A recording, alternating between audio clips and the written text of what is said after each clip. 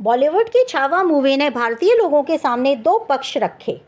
एक है भारतीय लोगों के हृदय में छत्रपति शिवाजी महाराज और उनके पुत्र संभाजी महाराज के प्रति अगाध श्रद्धा। ऐसे में भारतीय जनता ने यह देखा कि औरंगजेब ने संभाजी महाराज को क्रूर यातनाएं और अमानवीय यातनाएं दी, जैसे आंखें फोड़ना, नाखून उखाड़ना, जुबान काटना इत्यादि। और इतने के बावजूद भी संभाजी महाराज ने इस्लाम धर्म कबूल नहीं किया।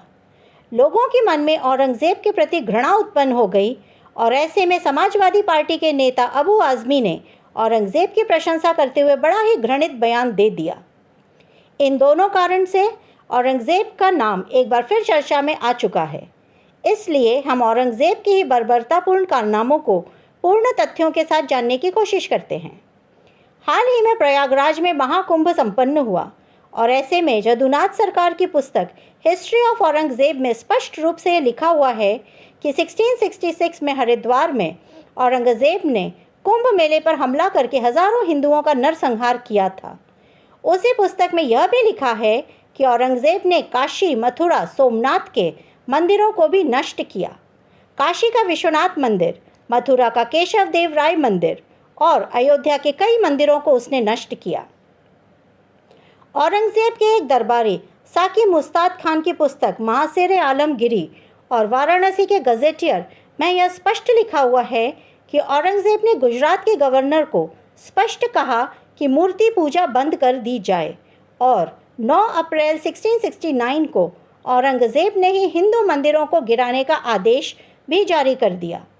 वामपंथी विचारधारा के इतिहासकारों ने हमेशा यही कोशिश की है कि मुगलों के अत्याचारों को छुपाया जाए और सच्चाई को इस प्रकार प्रस्तुत किया जाए कि औरंगजेब जैसे अनेक शासकों की एक साफ सुथरी छवि बनी रहे।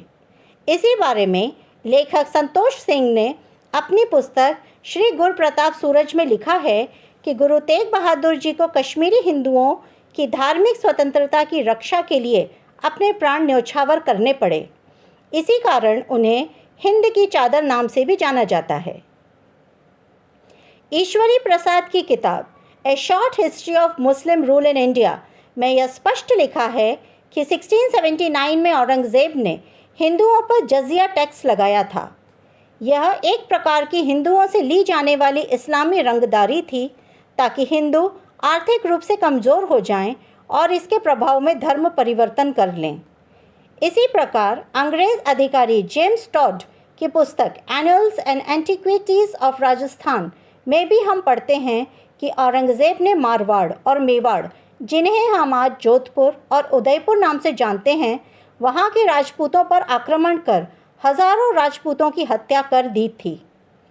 इसी प्रकार R.C. मजूमदार की पुस्तक the history and culture of the Indian people में हम यह पढ़ते हैं कि औरंगजेब के अत्याचार केवल मंदिर तोड़ने तक ही नहीं थे, वह हिंदू धर्म के प्रतीक और परंपराओं का भी निरंतर दमन करता था और उसी ने गौ हत्या का जमकर बढ़ावा दिया था।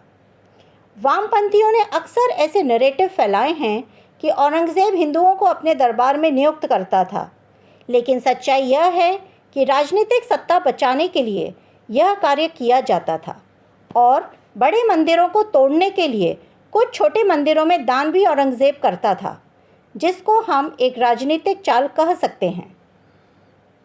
औरंगजेब के बारे में वामपंथी नैरेटिव यह भी चलता है कि औरंगजेब न्यायप्रिय था, लेकिन हमें यह नहीं भूलना चाहिए कि औरंगजेब ने अपने ही भाइयों को मरवाया था और अपने पिता को भी जेल में डलवा दिया था।